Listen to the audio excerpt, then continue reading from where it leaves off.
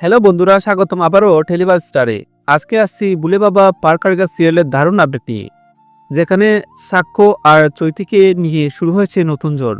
চৈতির মুখে আজ বেরিয়ে এসেছে সেই লাইন, আমি তোমাকে ভালোবাসি, কিন্তু তুমি আমাকে জোর করে এমন পথে নিয়ে যাচ্ছ যেটা আমি চাই না।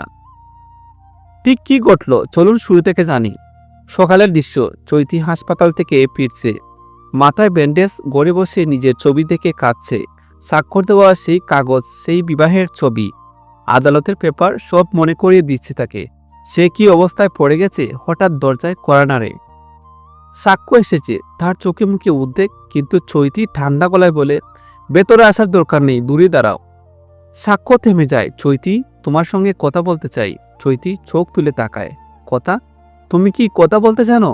জোর করে রেজিস্ট্রি করে আমাকে বেঁধে রাখাটাই কি তোমার ভালোবাসা? সাক্ষ্য স্তব্ধ। সাক্ষ্য সোজাসুজি দাঁড়িয়ে বলে, আমি ভুল করেছি, কিন্তু আমার উদ্দেশ্য ছিল তোমাকে সুরক্ষা দেওয়া। তুমি আমার স্ত্রী, আমি তোমাকে শত্রুদের হাতে ফেলতে পারি না। চৈতির রাগে কাঁপছে। স্ত্রী?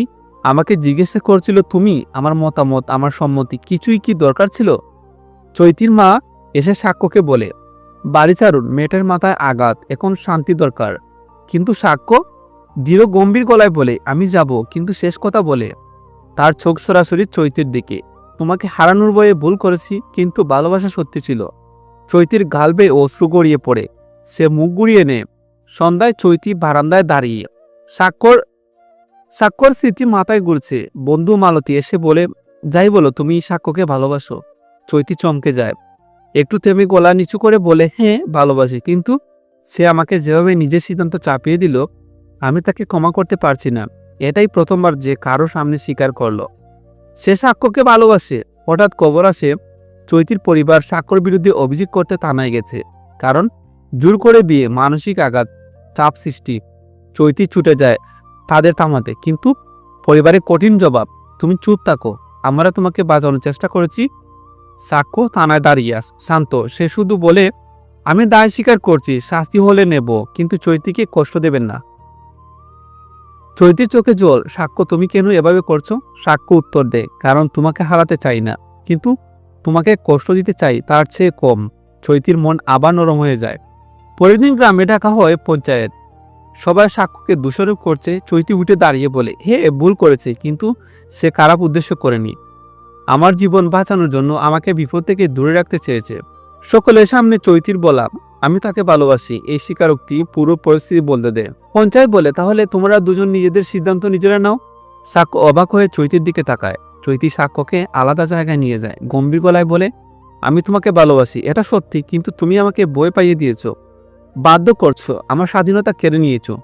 সাক্ষ্য মাথা নিচু করে, আমি জানি, এবং আমি তোমার ক্ষমা পাওয়ার যোগ্য নই। চৈতি ধীরে বলে, ক্ষমা দেব, কিন্তু একটা শর্তে। সাক্ষ্য, কি? এই বিয়ে তখনই থাকবে যখন আমি মনে মনে প্রস্তুত হব, ততদিন তুমি আমাকে জোর করে কিছুই করতে পারবে না। সাক্ষ্য চোখ ভিজিয়ে মাথা নেড়ে সম্মতি দেয়।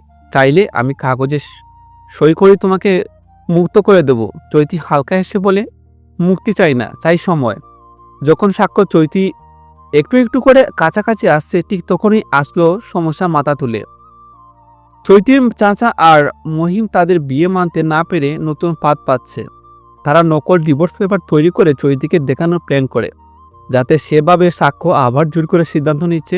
একদম পিছনে লুকিয়েছে তাকে মহিম। এই দুজনকে আমরা এক হতে দেব না। শেষ দৃশ্য দেখা যায়, মহিম চৈতির হাতে একটা কাম দেয়, ভেতরে নোটিশ, কোর্ট নোটিশ ম্যারেজ। চৈতি বয়ে চমকে উঠে। দূরে দাঁড়িয়ে সাক্ষ্য পুরোটা দেখতে বুঝতে পারে কেউ তাদের ভাঙতে চাইছে। সাক্ষ্য ধীরে বলে, চৈতি, এবার সত্যিটা জানার দায়িত্ব আমার। ক্যামেরা চৈতির চোখে ঝুম। এপিসোড শেষ, দর্শক টেনশনে। বন্ধুরা, এটাই ছিল আজকের ভুলে বাবা পারকারেগা সিরিয়ালের ফুল আপডেট। চৈতি আর সাক্ষ্যর সম্পর্ক কি আবার ভাঙবে, নাকি আরও শক্ত হবে? জানতে চাইলে সাবস্ক্রাইব করে পাশে থাকুন। আজ এই পর্যন্ত, দেখা হবে পরের আপডেটে।